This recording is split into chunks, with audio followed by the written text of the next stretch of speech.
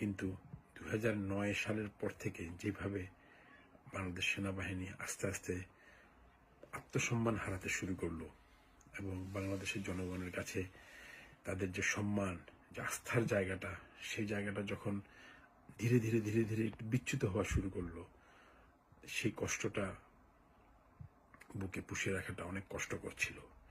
সেটাকে সহ্য করা যাচ্ছিল না।